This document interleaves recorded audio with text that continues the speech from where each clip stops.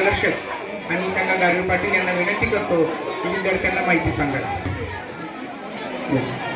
श्री गणेश विद्यालयाच्या विद्यार्थ्यांना क्षेत्रभेट म्हणून या ठिकाणी भोगळ परिवारानं या ठिकाणी जागा उपलब्ध करून दिलेली, तसेच यथोचित सन्मान सर्व शिक्षकांचा या ठिकाणी केलेला आहे. त्याबद्दल भोगळ परिवाराचं या ठिकाणी सर्व शिक्षक, पालक, स्कूल कमिटीच्या वतीने मनापासून या ठिकाणी धन्यवाद देतो.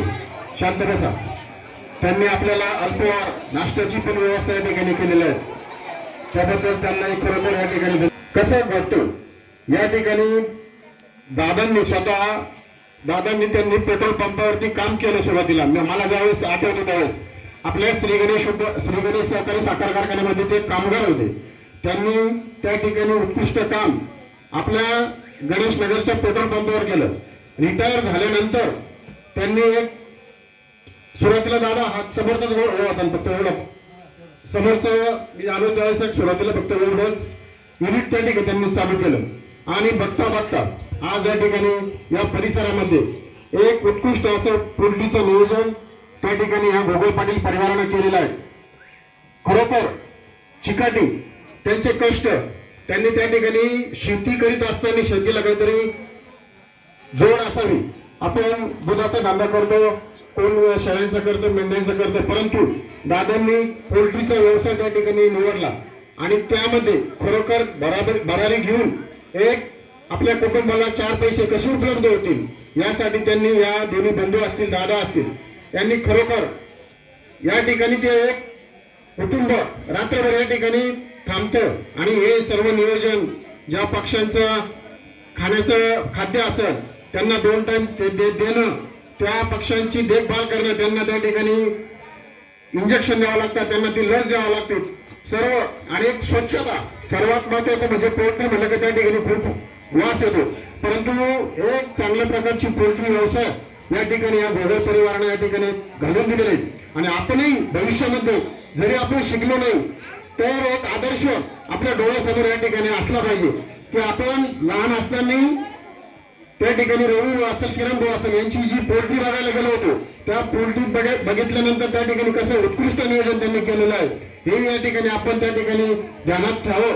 आणि मी सर्वांच्या वतीनं भोगळ परिवाराला या ठिकाणी खूप खूप धन्यवाद देतो आणि त्यांचे या ठिकाणी आभार मानतो.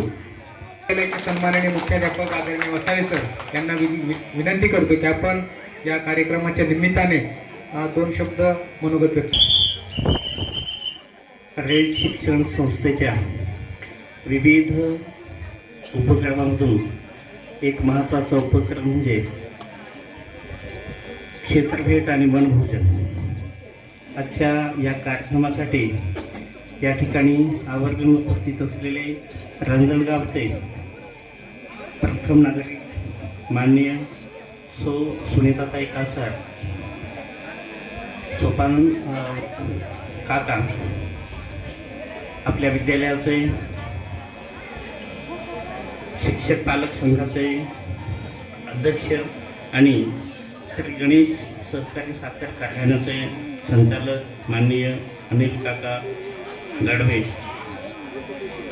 आणि या ठिकाणी आजच्या कार्यक्रमाचे ज्यांनी आपल्याला अतिशय सुंदर असं व्यासपीठ उपलब्ध करून दिलं आणि आमचा जो सत्कार या ठिकाणी अतिशय ज्यांनी मोठ्या थाटामाटात केला. वास्तविक सत्काराचा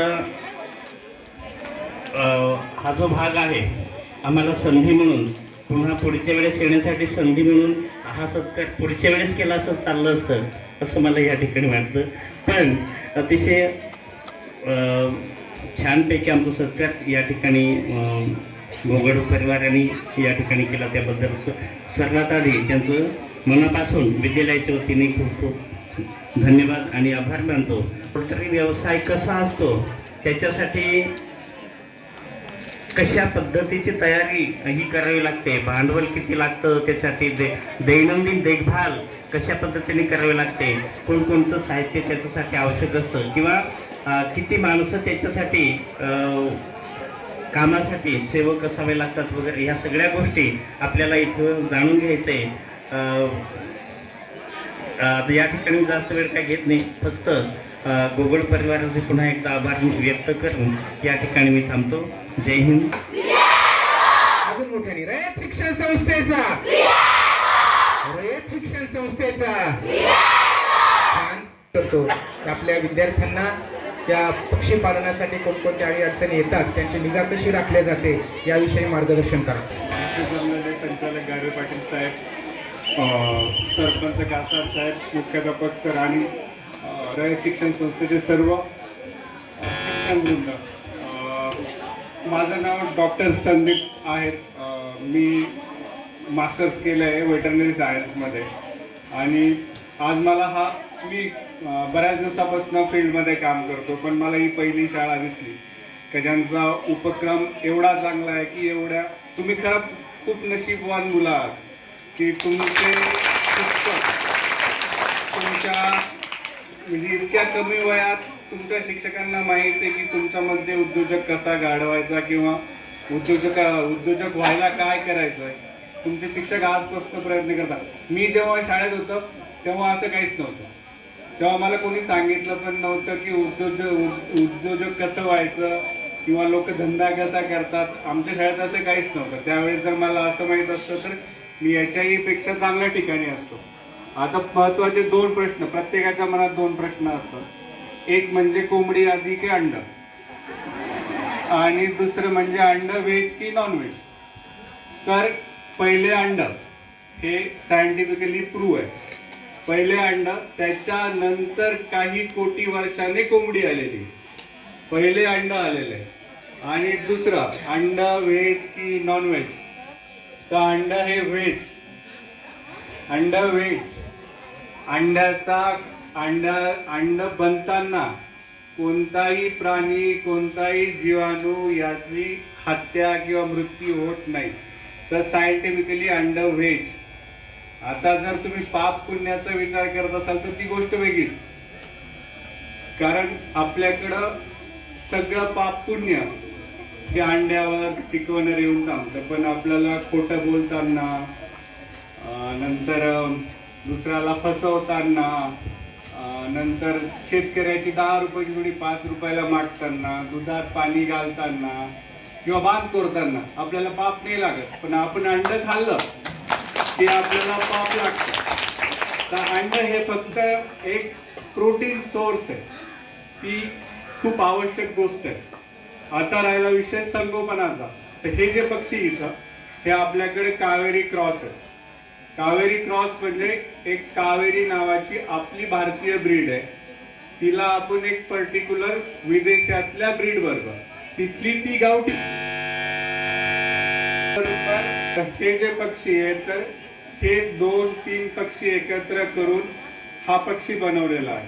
तर हा पक्षी जेव्हा यांचे एक पॅरेंट्स असतात, म्हणजे या पक्ष्यांचे आई वडील, त्यांच्यापासून यांचे अंडे बनतात आणि नंतर हे पक्षी मांसासाठी तयार होतात.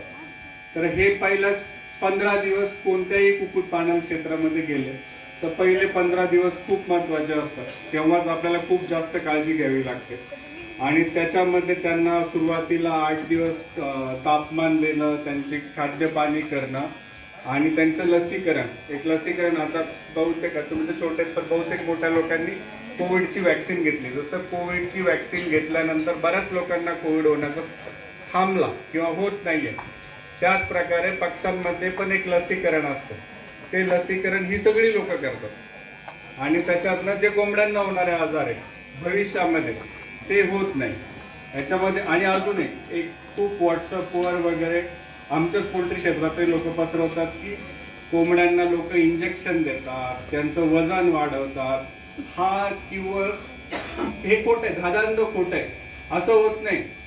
जर इंजेक्शन देऊन, मेडिसिन देऊन जर यांचं वजन वाढलं असतं, यांनी अंडी दिले असते, तर या रवी भाऊंनी, किरण भाऊंनी ते खाद्य कशाला घेतलं असतं? नसतं घेतलं ना.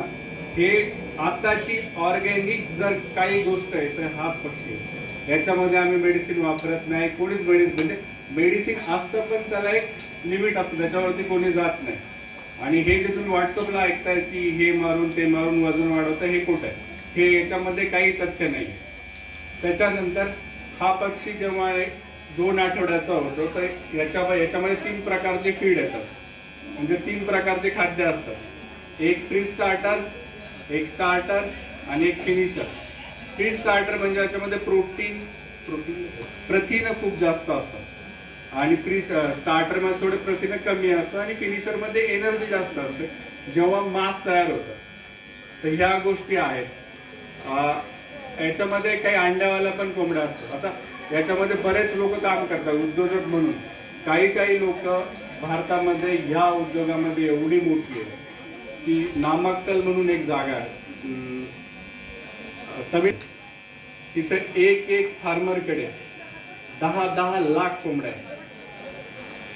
10 लाख कोंबड्या एकाकडे. आपल्या इथं जवळ एक मुंगसे म्हणून म्हणजे तिथून 30-1 किलोमीटर असतो. कोर्टेला त्यांच्याकडे 4.5 लाख. आपल्याच भागात खूप मोठमोठे लोक आहेत. श्रीरामपूरला गणेश सिंग म्हणून आहेत, त्यांच्याकडे काहीतरी 1.5 लाख कोंबड्या आता असतील. तर ह्या धंद्यामध्ये काही गोष्टी, 4 गोष्टी खूप महत्वाच्या. एक म्हणजे तुमचं खाद्य, दुसरा तुमचा चिक्स, तिसरं तुम्ही इथं साफसफाई कसं करता ती, आणि चौथं व्यवस्थापन. कोंबडी धंदा किंवा कुक्कुटपालन हे पूर्ण व्यवस्थापनावरच डिपेंड आहे. याच्यामध्ये शॉर्टकट नाही. तर तुम्हाला अजून काही विचारायचं आहे कोणाला?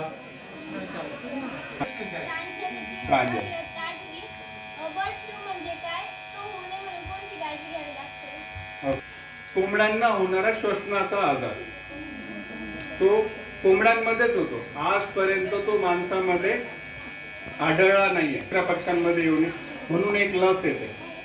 ती लस आम्ही खूप छोट्या असताना ज्या पक्ष्यांमध्ये ते किल्ड वॅक्सिन असतं. ऍक्च्युली R2B नावाने येतं, किल्ड वॅक्सिन असतं. काय की जो व्हायरस आहे त्याला ते सेमी किल्ड करता, म्हणजे अर्ध मेलेला करता, आणि त्याला एक प्रोसेस असते.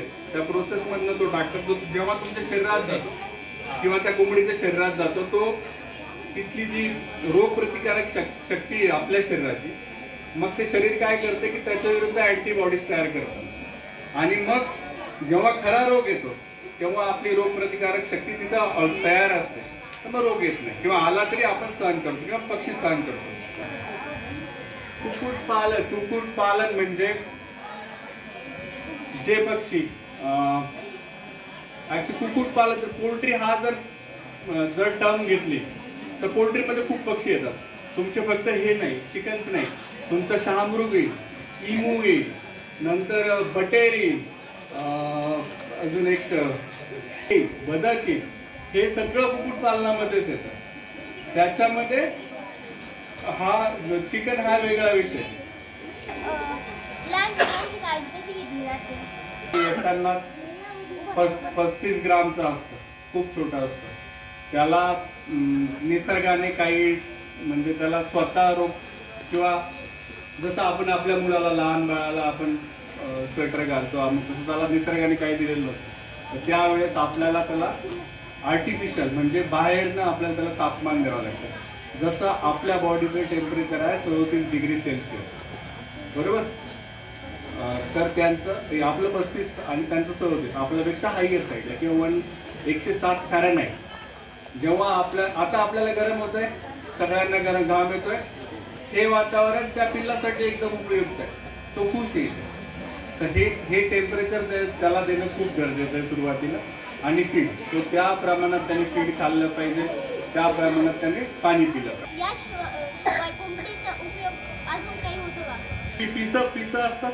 जेव्हा तुम्ही कोंबडी कल करतात, किंवा एक तर तुमचं खत झालं जे विस्टेतनं येतं, ते तुमच्या ॲग्रिकल्चरला जातं.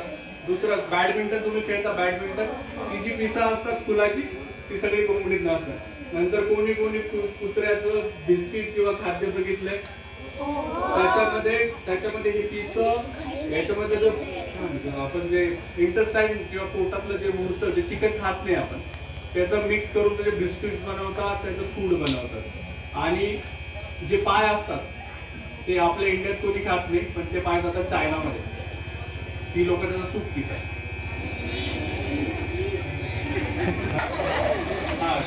तर गावठी कोंबडी म्हटला ती देईल 120 ते 180 अंडे.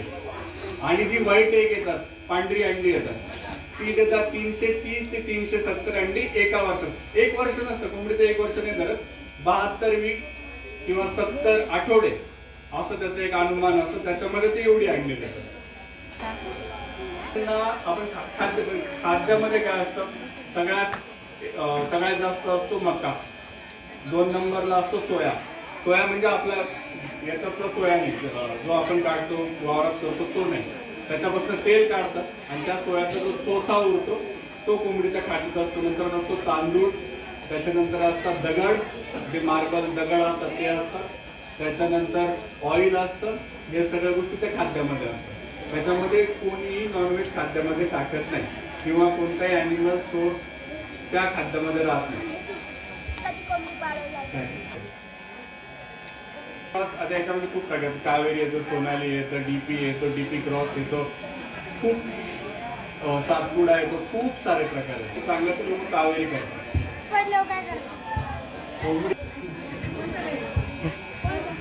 आता आजारावर डिपेंड आहे.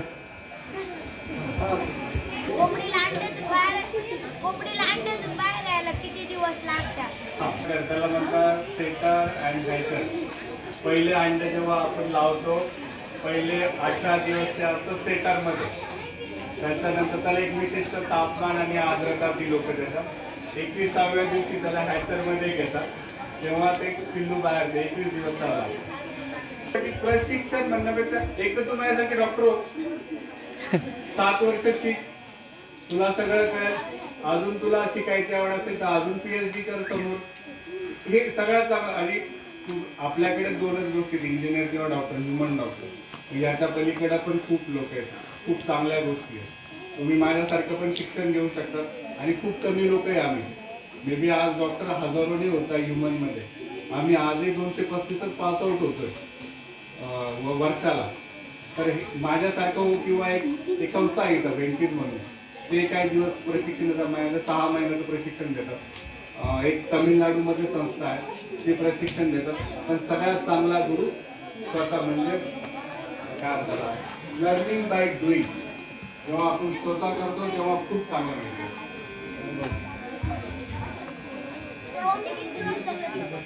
आयुष्य हेडलेस एक कोंबडा होता, त्याला मारलो म्हणजे त्याचा मेंदू अर्धा गेला.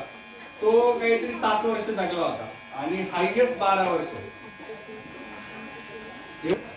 कोंबड्यांमध्ये अंडे कसं काय बनतात? कोंबड्यांमध्ये अंडे कसं हार्मोन कोणी ऐकलंय? बट हार्मोनला मला माहिती मराठीमध्ये काय म्हणतात, म्हणजे एक बॉडी मधनं एक रसायन बनतं, एक पर्टिक्युलर काम करतं आणि पहिले तो पिवळा बलक असतो मधला तो बनतो. ते जनरली असं असतं, तो बलक याच्यामध्ये पडतो आणि मग पुढे ट्रॅव्हल केलं तर ते पांढरं बनतं. ते पांढरं आपण उकडला का, त्याच्यानंतर पुढं आल्यावरती ते बनतं पांढरं कवच. आणि ह्या सगळ्या प्रोसेसला लागतात 24 तास 12 मिनिटं काहीतरी लागतात. म्हणजे दररोज एक अंडा कोंबडी देऊ शकतो. जास्त विकली जाते, देशी की बॉयलर? टेक्निकली किंवा सायंटिफिकली हा वेळेपण आहे की गावरान अंडी खूप चांगली आहे. जर सायंटिफिकली आपण चेक केलं लॅबमध्ये, दोघांची गुणवत्ता एकदम सेम आहे. आणि कमर्शियल अंडी स्वस्त असतात पांढरी, म्हणून जास्त विकली जातात. गावरान अंडी महाग असतात, खूप कमी विकतात. पक्षी पण खूप कमी पाहतोय अंड्याच्या बाबतीमध्ये ती एक घोषणा देऊ आपण, संडे हो या मंडे रोज खाओ अंडे. संडे हो या मंडे, संडे हो या मंडे, संडे हो या मंडे. मी काही डॉक्टर नाही, मी पोल्ट्री क्षेत्रामध्ये 2012 पासून काम करतोय. एक अनुभव पाठीशी आहे आणि माणसाकडे कॅन्डूची वृत्ती असेल, मी करू शकतो. ही जर माणसाकडे वृत्ती असेल तर माणूस काहीही करू शकतो. म्हणजे अगदी लेबरच्या कामापासून तर खुर्चीला ऑफिसमध्ये AC मध्ये बसण्यापर्यंत ती फक्त आपली तयारी पाहिजे. त्यासाठी शिक्षण हे महत्त्वाचं आहे. परंतु शिक्षण असेल तरच त्या गोष्टी घडतील असं काही नसतं. माणसाकडे जिद्द असेल, आत्मविश्वास असेल आणि करण्याची जर तयारी असेल, मेहनत करण्याची तयारी असेल तर माणूस काही करू शकतो. आज आपल्याकडे नोकरीकडे पळणारा सर्व वर्ग आहे. आपलं जे शिक्षण आहे, आज धनुटे सर असतील किंवा गोसावी सर असतील, यांनी हा जो आपल्यासाठी उपक्रम केला आहे की जेणेकरून आम्ही व्यवसायाकडे वळू. आता आपलं जे शिक्षण आहे ते फक्त आणि फक्त नोकरी मिळवण्यासाठीचं शिक्षण आहे. परंतु नोकरी जर मिळाली नाही किंवा मला यथोचित शिक्षण जर मिळालं नाही तर मी काय करावं, हे आपल्याला कुणीही शिक्षक किंवा कुठलीही संस्था किंवा आपले आई वडीलही आपल्याला शिकवत नाही. परंतु सरांनी हा जो उपक्रम तुमच्यासाठी केला आहे, हा भविष्यात तुम्हाला आता त्याचं महत्त्व कदाचित समजणार नाही. आता आपण बरेच जण खाली गप्पा मारतोय किंवा काहीतरी चालतोय, परंतु भविष्यात ज्यावेळेस तुम्ही शिक्षण करून 10वी 12वी करून बाहेर पडताल त्यावेळेस तुम्हाला आजचा दिवस नक्की आठवेल की खरंच शिक्षकांनी आपल्यासाठी केलं होतं. आपण त्यावर विचार केला असता तर आपण काहीतरी करू शकलो असतो. जर करताना आपण उलटीच केली पाहिजे हा आग्रह नाही. यामध्ये आपल्याला भरपूर व्यवसाय आहेत जे शेतीपूरक आहेत. आपल्याकडे मिळणारं कच्चा माल आहे. मग सोया असेल, सोयापासून आपल्याला मिल्क प्रोडक्ट असतील, पनीर असतील, असे जे प्रोडक्ट आहेत त्याच्यासाठी आपण काय करू शकतो. मी एक शेतकऱ्याचा मुलगा म्हणून माझ्याकडे खूप संधी आहेत. माझ्याकडे मका उपलब्ध होतोय किंवा बाजरी आहे, ज्वारी आहे, कडधान्य आहेत. मी त्याच्यावर प्रोसेस करून काय करू शकतो हा विचार मागचे विद्यार्थी गप्पा मारताय. तुम्ही 9वी 10वीचे त्यांनी आतापासूनच आपल्याकडे उपलब्ध असणारा कच्चा माल त्यावर आपण काय प्रोसेस करू शकतो, माझ्या क्षेत्रामध्ये मी कसा पुढे जाऊ शकतो, या दृष्टीने आता जर आपण विचार करायला सुरुवात केली तर आपल्यालाही महाराष्ट्राचा अमेरिका व्हायला वेळ लागणार नाही. तर आपण म्हणतो की त्यांना भेटतं. आपण विचार करता आपण फक्त सकाळी उठलं की दप्तर घेणे, शाळेत जाणे, शाळेत आले की बॅट बॉल खेळणे, त्या व्यतिरिक्त आपण विचार करत नाही. बरोबर. त्यामुळे आपण मला असं वाटतंय की आपल्याकडे उपलब्ध असणाऱ्या ज्या गोष्टी आहेत त्याचा कसा आपण सदुपयोग करू शकू, ते जर केलं तर आपण बऱ्यापैकी आयुष्यात यशस्वी होऊ शकू. रयत शिक्षण संस्थेच्या श्री गणेश विद्यालय गणेशनगर या शाखेने आयोजित केलेल्या क्षेत्र भेटीसाठी आपल्याला कारभारी पाठीशी केली. आपण आता प्रत्यक्षात पक्षी पाहणार आहोत. पक्षी पाहून झाल्यानंतर आपल्याला यथोचित असा नाश्ता जेवणही मिळणार आहे. या सर्व गोष्टीमुळे मी विद्यालयाच्या वतीने त्यांना मनापासून धन्यवाद देतो. आपल्या या कार्यक्रमाला रांजणगावच्या प्रथम नागरिक सुनीताताई कासार, सोपनकाका कासार, तसेच आपल्या विद्यालयाचे पालक शिक्षक संघाचे अध्यक्ष, गणेश सहकारी साखर कारखान्याचे संचालक अनिल काका गाढवे पाटील हे आवर्जून उपस्थित राहिले. विद्यालयाच्या वतीने त्यांचं हार्दिक अभिनंदन. हो, मी माफी मागतो. आम्हाला पाहिजे तशी मी तुमची सोय करू शकलो. मला संधी भेटली तर परत मी चांगल्या प्रकारे, कारण या कार्यक्रमाची आम्हाला सवय नसते. मी सर्वांची माफी मागतो तर तुम्ही या ठिकाणी आले आणि ही भूमी पावनच केली. याबद्दल संपवतो. कार्यक्रम संपला. सर्वांनी जेवण केल्याशिवाय जाऊ नका. शांततेत जेवण करा आणि महत्वाची एक सूचना आहे, जास्त मोठ्याने आळ शांततेत पहा. आता पाठीमागे जसं आलो होतो 10वी 25